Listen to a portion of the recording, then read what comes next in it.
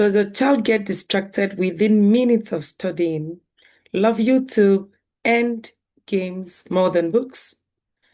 Lack confidence when it comes to learning new things? Can't do homework or doesn't even like to do homework? Isn't performing up to their full potential or depends on you to do everything? If your answer is yes to any of these questions, it means that you are in the right place right now. Hello and welcome. I am Olukemi Kende, the founder of Derby Kids Online School, where every child becomes a star learner. I have over 15 years teaching experience, including 6 years online. I have been able to help students across countries achieve impressive outcomes through effective, personalized learning. I want to share with you 5 powerful strategies that can help your child love learning. At the end, you will be able to help your child develop a lifelong passion for learning. Imagine having a child who you do not have to push to learn, to go and study, to do homework. You know how that feels. So you're going to learn how to develop a lifelong passion for learning in your child instead of studying only for exams. Then also you're going to learn how to nurture curiosity, confidence, and joy so that learning becomes something your child wants to do and not something your child has to do. The problem we are all too familiar with. Many children come to see learning as a transactional task. Transactional in terms of I have to do this to get this. They feel that I just need to study hard to pass my exam or test, or I need to study hard to impress my parents. That's not what learning should be. Learning should not feel like pressure, or it should not be driven by performance anxiety. This approach actually weakens curiosity and creates a negative relationship with education that lasts. Children find it boring.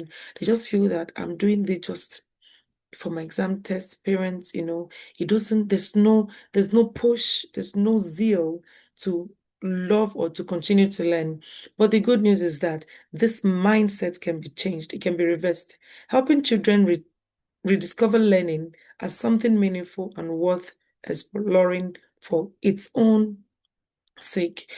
At the end of this webinar, you should be able to have learned how to, you know, do like a 360 degrees um, training on your child so that your child becomes an independent learner. Even when you are not there, he or she knows that, oh, I need to study because it's part of my life.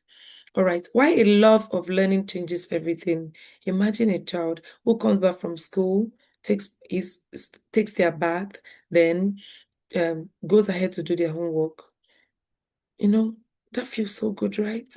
And imagine another child which comes back from school, throws the book here or there, doesn't even care about homework. That feels so annoying. All right. If you need to raise a child who loves to learn, the ball is actually in your court as the parent. It depends on you. If your child loves to learn, it is you. If your child doesn't love to learn, it is also you. Children who are genuinely curious tend to outperform their peers. Yes, curiosity is a skill, is a virtue, is a value that if a child has, the child would definitely love to learn, okay? And children who love to learn, of course, outperforms their peers. Now, the first strategy, write them down. Cultivate curiosity at home. No matter how you want to push your responsibility as a parent to teachers and school owners, you cannot deny the fact that the home is the first and foremost place where your child learns. Your child learns to talk from your home, walk, eat, do a lot of things from your home. So if you do not teach them right from the beginning, the foundation would definitely not be strong enough. So you need to boost curiosity in your child. Let your child be that child that can ask you any question every time, anytime, no matter the question. Okay? Don't be that parent that says things like, "Oh, I'm busy right now. Can you ask me later? I'm tired. You talk too much." No, don't be that parent. They're asking questions because they want to know. They want to know. I was teaching a child a story one day, 5-year-old child in class, and at the end there was a picture of a boy, the hero in the story, and the girl that supported him to win. They were like, the picture showed both of them thanking themselves and looking at themselves. Then the child raised her hand and said, "Miss Kemi, I want to ask you a question." I said, "Go ahead." She said, "I think the girl has a crush for the boy." I'm like, wait. When I heard that word crush, I was startled. I felt that, okay, I do not have to show my emotion for a 5-year-old girl to be talking about crush. Let me just act normal. Okay. Then I acted normal actually. I was like, "Oh, I do not think she's crushing on him. I feel that she's just saying thank you and that's all." She said, "No, see the way the girl is looking at the boy, and the boy is actually handsome." And then I went further to say, "Wait, let's let's understand what we're discussing. What's the meaning of crush?" She said, "Loving someone." I said, "Really? Is loving someone not something you should do to everyone? Why should it be a particular person?" I said, "That kind of loving someone you're talking about shouldn't even be what you should be talking about at your age or anytime soon. So please erase it." I was able to talk her out of whatever she has about crush. Then at the end, I asked her, "Do you have a crush or something?" She said, "No, I don't have, but I know someone that my friend said crushes on me." I'm like, "Please, don't even go there. Don't think about that. Forget about crush and all of that." The girl was open to me because I've made an open, let me say, open door policy for children that I teach. You can tell me anything. Some of them, what they cannot even tell their parents, they tell me because I make them feel at home with me. So if you are a parent and your child is not able to confide in you, to ask you questions freely, then there's a problem already. Even if your child is not asking questions, be the one to ask questions like, "How do you think we can find it? Where do you think we can search? How do you think aeroplanes are made?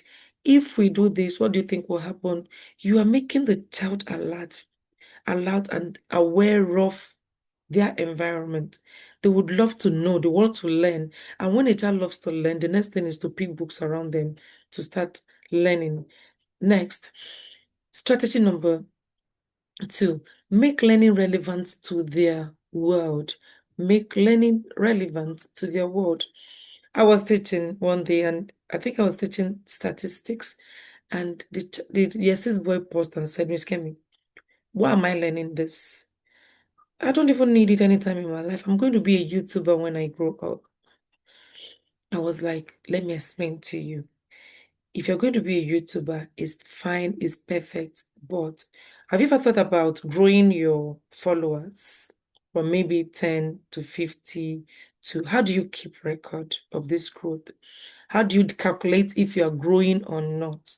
How do you decide if there are boys or more of men or boys or girls? How do you know the days or the time of the week when people engage more? All of this is statistics. When I broke it down properly for him, it was like, "Oh, that's true."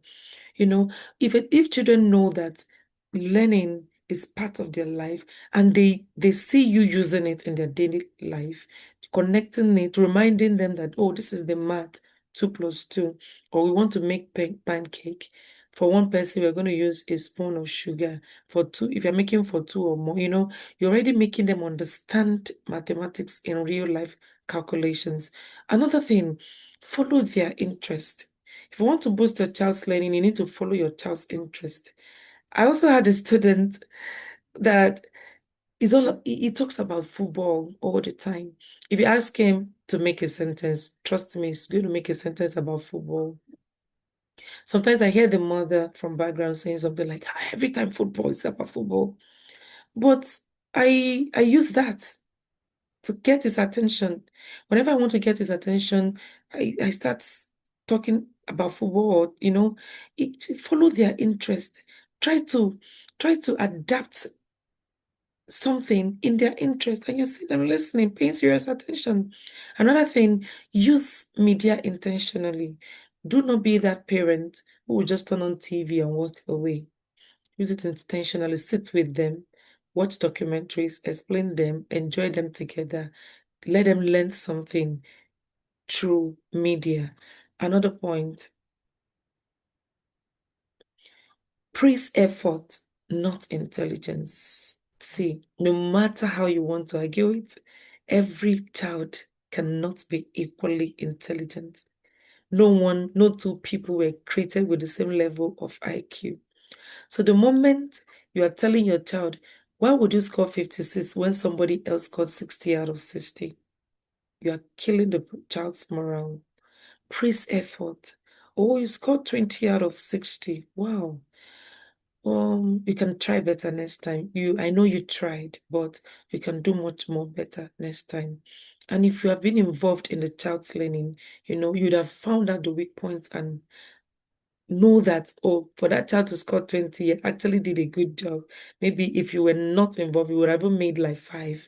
Okay. So praise every effort because that boosts their confidence. That makes them not afraid of making mistakes. The moment a child is afraid of making mistakes, I don't want my mom to shout. I don't want my daddy to shout. There is this thing about learning that disappears in them. They are not excited about learning anymore because they know that it is now a task and not something that they need to do to enjoy. Strategy number 4, create a learning rich environment. Just look at this picture on the screen right now. It is intentionally crafted. Every nook and cranny of that room has something that you need to learn from. If you do this in your child's room, trust me, they'll be interested in learning. The moment they are bored, they get a book. The moment they are bored, they get a game that is an educational game to learn from. You do not leave them to it. You must also be involved. Some days, some nights, we come and read with them, share the story, discuss the stories with them, and they just feel that, oh, learning is interesting and not boring. Then number 5, be your child's learning partner, not their manager. You're being a manager when you say things like, Sarah, have you done your homework? Go and do it right now before I deal with you. Have you done it? No, you are not being a partner. Partners do things together. So you need to be your child's partner. You need to make your child be confident in learning with you and trust the process. Don't be that mother that the moment you call your child to come and learn, your child begins to fidget and become shaky and frightened because they know the number of slaps or beatings that they will get. Please don't be that mother. No matter see, if the child already knows it, there's no need teaching or learning anything. They are children because they are children. I always say that a child is a child because he is or she is a child. Okay, they don't know it. So the moment they are making mistake or you're teaching them, they are not getting it. Keep doing it over and over again. If you feel that it's not entering or it's not working, pause and do something else. And probably another day come to it again. All right. So let's be partners without pressure with our children. This will make them ask you questions freely, stay curious. To make them want to walk through challenges side by side with you. And trust me, the results you would get would be overwhelming. Bringing it all together, your family learning culture. These 5 strategies, I promise you, if you practice them, you must surely get results. The let's say, what will I say in quotes is most parents are not available enough to assist these children. They feel that I've paid school fees, so I am not. I need to make money. Most times they are not there. But one thing with these children, they enjoy that moment with mommy and daddy. The moment daddy is reading or mommy is reading a book for them, they enjoy it. So the place of family cannot be overemphasized. However, we understand that you need to pay bills. We understand that you need to make ends meet. That's why Derby Kids Online School has well-structured packages that can help your children love learning. The way we handle learning with children is not the usual way. We handle it in a way that they always look forward to classes. They enjoy it. We do not make it boring. We do not make it static. It's dynamic. The way you will learn today is different from the way you learn tomorrow. We discuss like family. Like I gave instances of children and how they were interacting with me.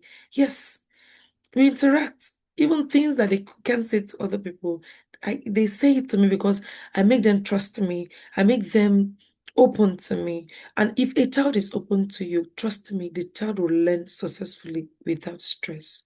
So anytime you need our services, assistance, we are just by the corner. You can find us at www.davikidsonlineschool.com. Thank you for listening. Remember, you cannot leave your duty as a parent for teachers. You must be involved. Create curiosity in your child. And when you do that, the child will just love learning because he or she wants to get answers to the questions in their mind. Thank you once again.